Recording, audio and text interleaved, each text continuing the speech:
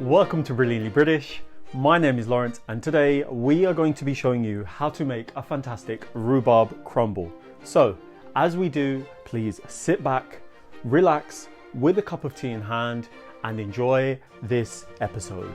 Oh, and don't forget to subscribe. Not too long ago, we showed you, our dear viewers, how to prepare a classic apple crumble. An episode that inspired us to revisit another similar British dessert that many will recognise instantly. This, my dear viewers, is a Brilliantly British rhubarb crumble, and in this episode we'll be sharing the recipe with you as we turn our attention to England's rhubarb triangle where the vegetable was originally cultivated. So now, with the introductions made and your interest peaking, allow me to introduce the ingredients to you. For today's Brilliantly British rhubarb crumble, you will need some rhubarb, some plain white flour, some red wine, granulated sugar, an egg, corn flour, a lemon, butter, ideally homemade Brilliantly British butter. Follow the link up there to learn how to make it yourselves at home. And you will be needing as well a little pinch or two of salt. That's it for the making of today's Brilliantly British rhubarb crumble. But, please, before you get started, before you do anything at all, switch on your kettle, brew yourself a nice cup of hot tea so that you can sip on that whilst you bake. To begin making another Brilliantly British dessert, after hydrating either by hand or with a food processor, combine flour, diced butter, sugar and a pinch of salt in order to form a coarse sand-like mixture, hydrating whilst doing it, of course.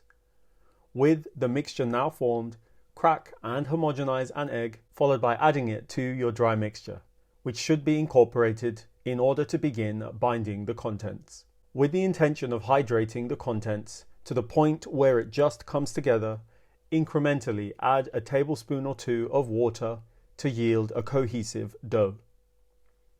At which point, on a lightly floured surface, turn your dough out and by hand gently bring the dough together by kneading gently for no more than a minute, after which the dough should be wrapped up or placed in a floured container and quartered before being set in your freezer for at least an overnight period.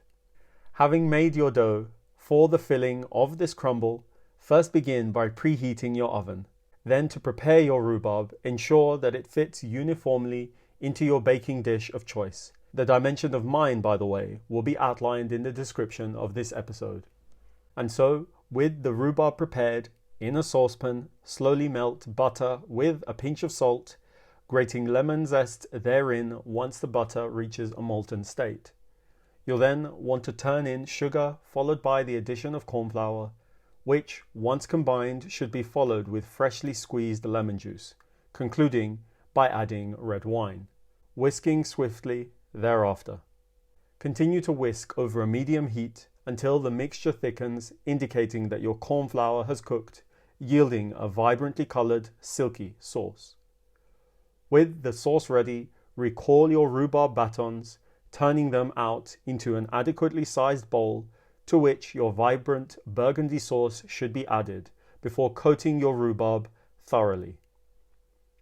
Once coated, arrange your batons into adjacent layers as a recommendation, then follow on by covering the contents with holes for ventilation before placing it in your oven to braise gently, using the spare time to browse through some of our other Brilliantly British content, making sure, of course, to like and subscribe. Once ready, the rhubarb should offer little to no resistance against the fork, and so, without getting carried away, I'll then place it to one side to cool overnight. Begin your second day by preheating your oven, then recalling your now frozen dough before grating coarsely with a grater. With the dough now grated, sprinkle your shavings atop your now cool dish of rhubarb filling, and then, with that done, take a short break while admiring the work of your hands before placing your dish in your oven to bake on a lined baking sheet, which leaves you once again with a moment to rehydrate and browse through more Brilliantly British content, remembering of course to like and subscribe. Thank you.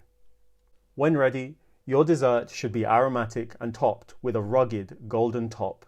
And well, it goes without saying that it should be left to cool down to a tolerable temperature, say 15 to 20 minutes, at which point you'll want to prize out a portion and prepare for an astonishing, brilliantly British experience.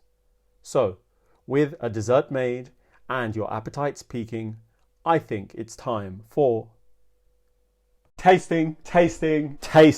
All right, are you ready? Are you steady? 3, 2, 1.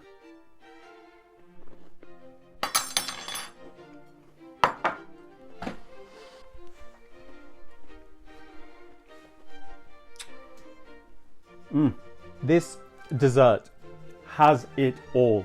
We have texture, we have sweet, sour, creaminess, richness. Oh, it is fantastic. And look, I'm going to start with the crumble top. It is both crunchy and crisp.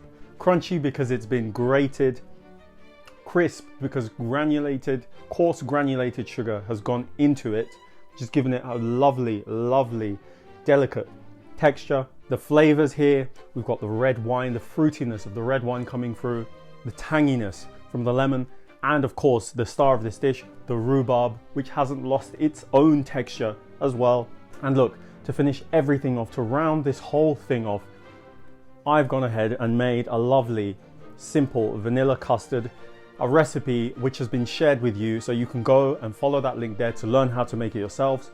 This is brilliant, this is fantastic, this is brilliantly British. And look, don't delay, don't even doubt the things that I'm saying, because this is a fantastic dish that everyone I know and everyone that you know will love. So please, please, please make this dessert, please.